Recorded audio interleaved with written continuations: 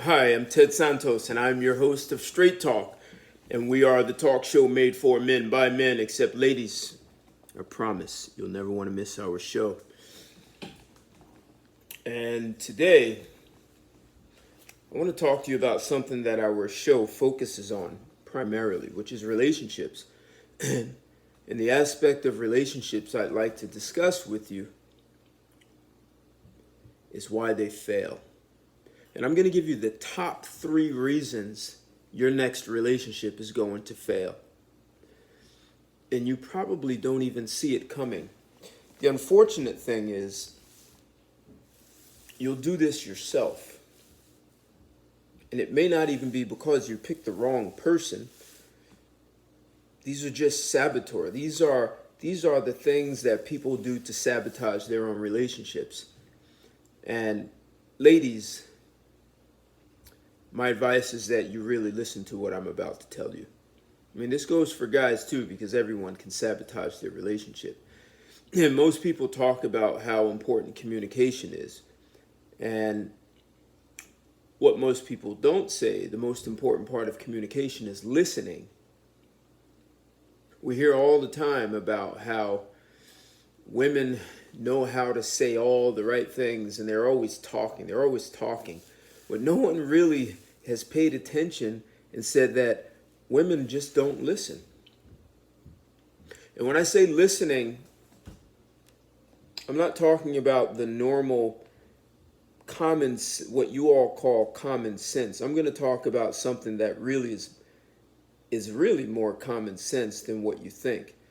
So you can be taught to listen, like, hey, I was quiet, which most women are not really quiet when a man is speaking, but let's just say they are. And you say you're listening and you're making eye contact. You're doing all the things that people teach you to do for listening. Except what people don't talk to you about, and this is going to be counterintuitive. This is what I'm going to say, and most of what I'm going to say is probably going to explore things that you didn't know. So I'm going to ask you to look at listening from a very different perspective. And before you think you know it all, hear me out. So, the number one reason your next relationship is going to fail is because you absolutely positively don't listen. And the way all of us are taught to listen is to not, and we don't even know we're doing it. We're not even listening to the person. We're listening to what we know about the person before we even met them. So let me give you an example. We teach little girls how to sabotage their relationships before they ever have one. And one of the things that we teach them is that boys and men only want one thing. So you help to set up sort of what I'm going to call a radio station, right? So by a certain age, when we all wake up in the morning, we wake up to a radio station. That radio station could say, hey, thank God it's Friday, right? You wake up and it's Friday. Well, when you were born, you didn't make that up. Someone told you that Friday is better than Monday, and Monday suck. Wednesday is hump day. So we have all these things playing in our head like a radio station, and we can't even turn them off. So when you meet a man or a man says hello to a woman, that radio station goes off and it's telling her, men only want one thing. All he wants to do is have sex with me. What's this man? Like, you have all these conversations. All men are the same. Or you have to prove to me. You have all these thoughts, right? The other thing that we tell little girls and women is that women are smarter than men. Girls are smarter than boys. These are all part of the things that go on in a radio station. So, when a man first meets a woman and he really wants to get to know her, she's not even listening to him. She's listening to the radio station that she can't even turn off that's saying, all this guy wants is sex. You're smarter than him. And just by the notion of believing you're smarter, when it comes time to get into a relationship, and this guy is telling you what he wants or what he doesn't want from you, the woman isn't even listening. She's listening to how much smarter she believes she is than him, because just by the right of being a female, you believe you're smarter. So you're no longer listening to the guy, and you're killing your relationship. And this is a huge problem in relationships. Men are constantly saying to women, hey, this is what I need from you. These are the things I want you to stop. And the woman either talks over him, she's not listening. She's listening to some conversation that's blasting like a radio station that won't even allow her to listen to the guy. And you're killing your relationship in that moment. And when that guy, it doesn't matter whether he's talking about the relationship or some other aspect of his life, and you're not listening to him, you're just listening to that noise in your head, you just encouraged him to go out and talk to some woman who will actually listen to him. And many times, infidelity doesn't start because it was about sex. It was because someone met a person who actually acknowledged them and listened to them. Same thing happens to you guys if you're not listening to your woman. She's going to meet some guy who's going to listen to her.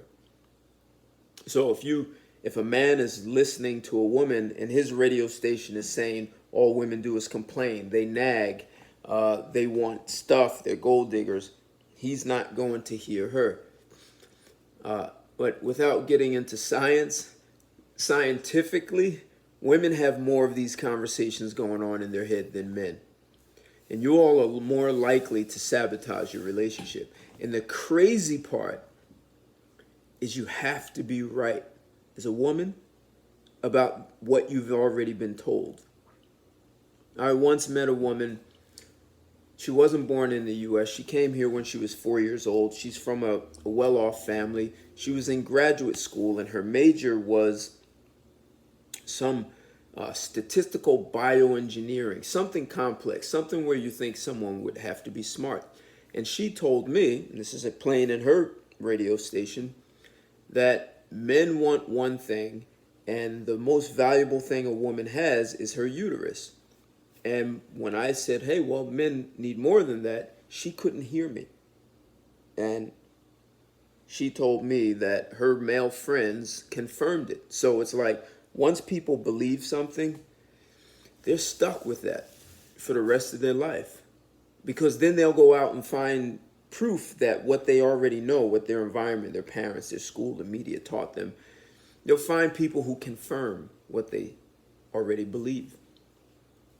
So, ladies, you are going to sabotage, you are going to kill your marriage, your next relationship.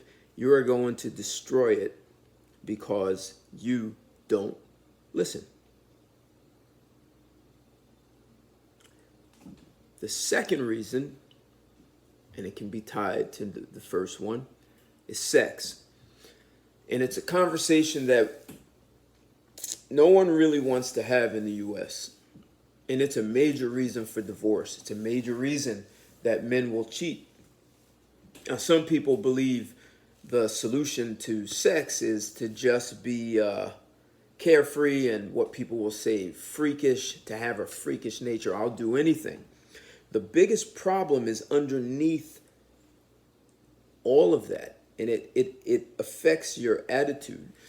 So if you look at the United States, it was founded by these Puritans who were very suppressive people, and they were even chased out of Europe, chased out of England, because they suppressed everything, including sexuality. Well, that's at the base of United States culture, and it affects sexuality. They're prudish. The Puritans had a very prudish attitude towards sex.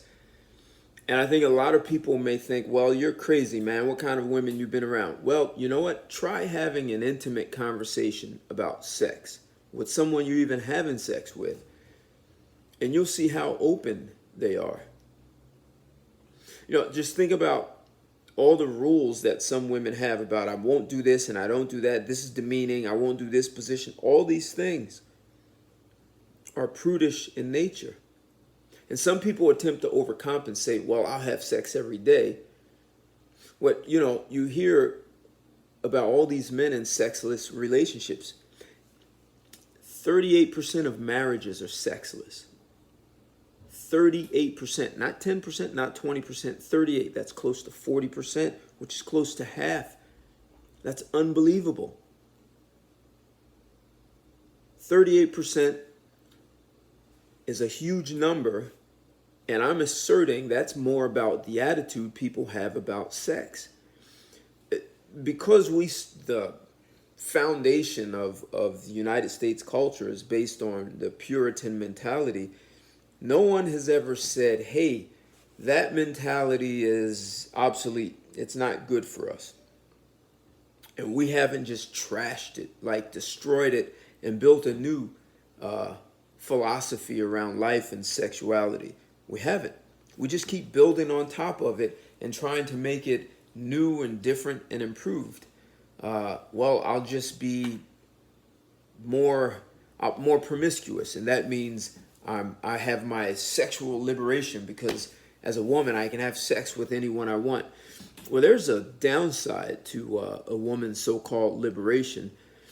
So you look at the body, the chemistry, the neurochemistry, the biochemistry. Like, we have chemicals that run through our bodies, and men and women are not equal.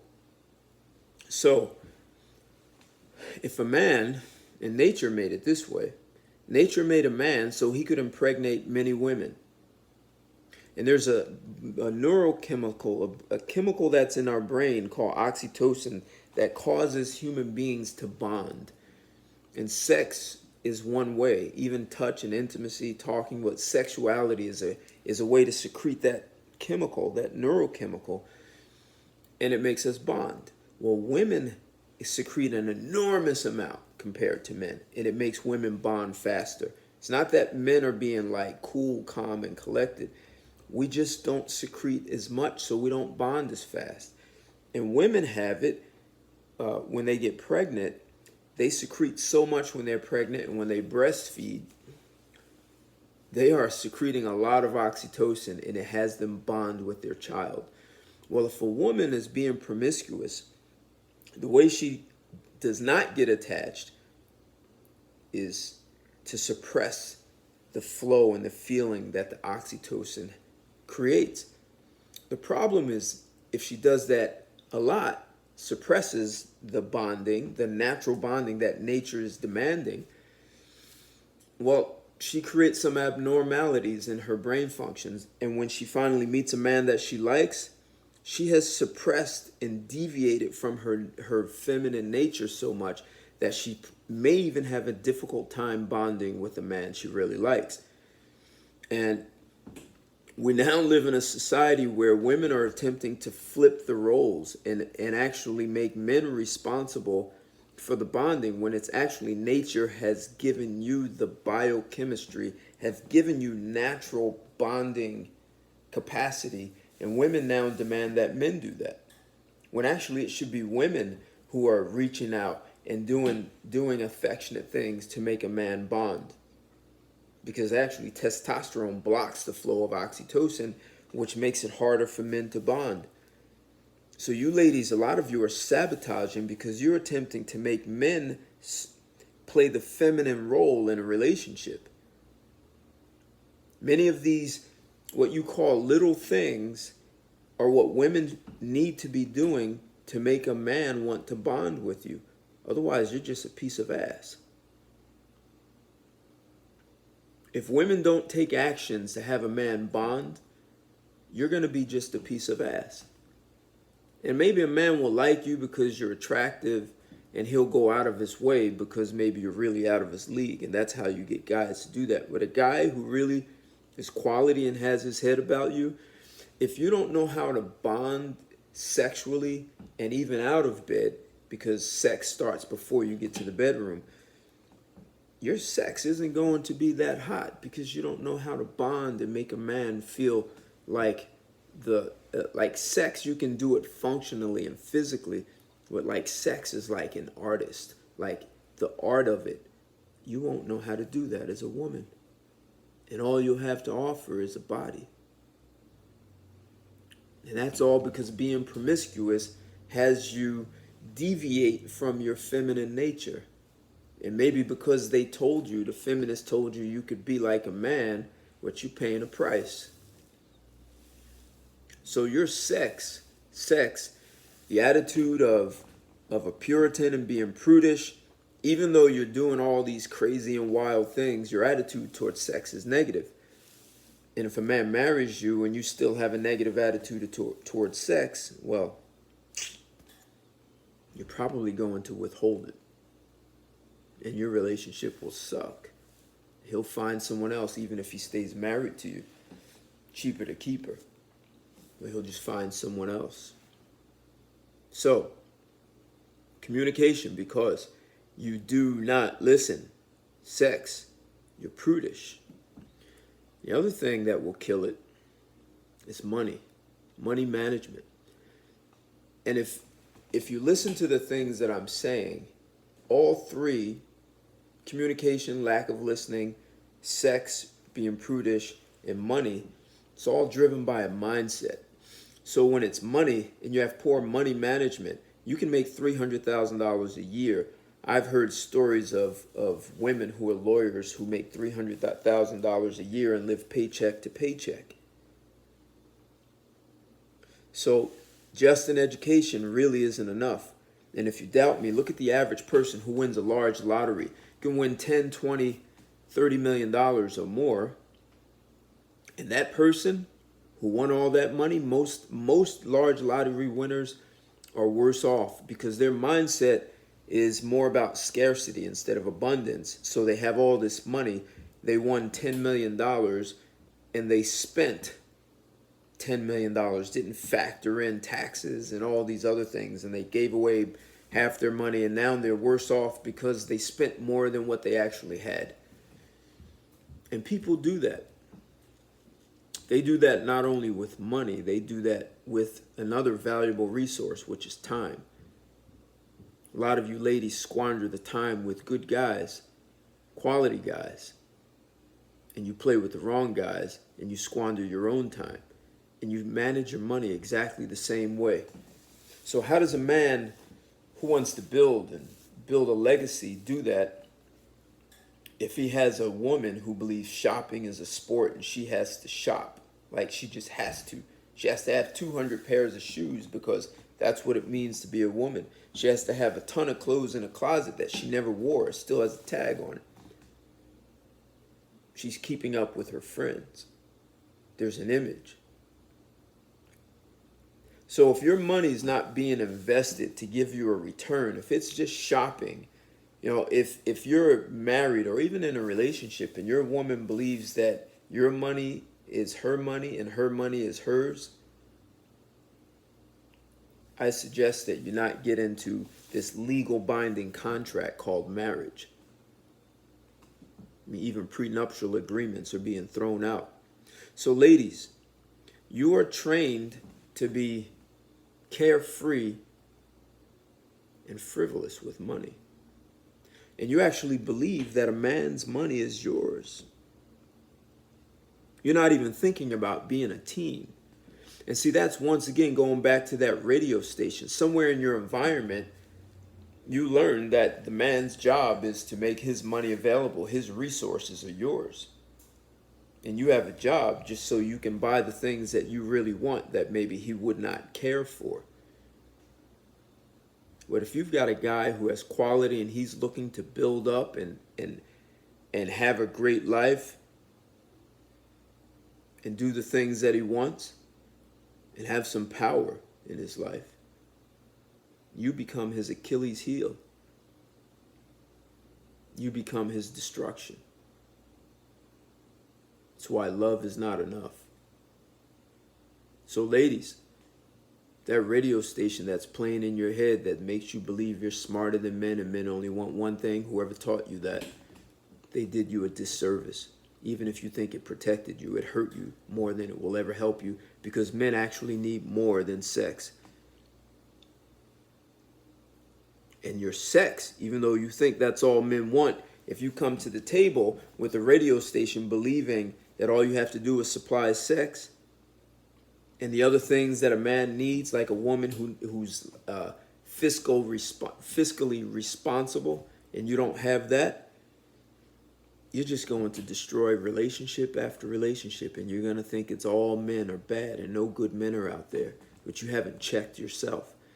So here we are in March of 2020, and we're in the midst of this pandemic that has people quarantined in the house, not working from the office. My suggestion is you take this time out to self-reflect, because this is your moment. If you're only attracting guys you don't like, this is a time to look in the mirror and look at how you don't listen to men. You only care about what's in your head, and you rather be right about what you already taught. You're prudish when it comes to sex. If a man wants to have a really intimate conversation with you, or he wants to do things, explore things, and you've already been told that radio station is telling you that that's not bad, it's degrading, good girls don't do that. You have all these stories. That's what a radio station creates, these big, enormous stories about things that never happened. They're not even real, except someone told you and you believe it because you trusted them. And your ability to manage money, well, if it sucks, you're going to suck in a relationship. So, I'd like to hear your thoughts about what I've said. If you don't like it, tell me why. If I misread you, ladies, tell me what I misread. Like this video, comment, dislike it. Tell me that you hate me. Love to hear from you. And don't forget to join me on my shows on Sunday nights at 7 p.m. for Straight Talk, where we can have some more straight talk like we just did here today. And you all take care. Be safe out there. Bye.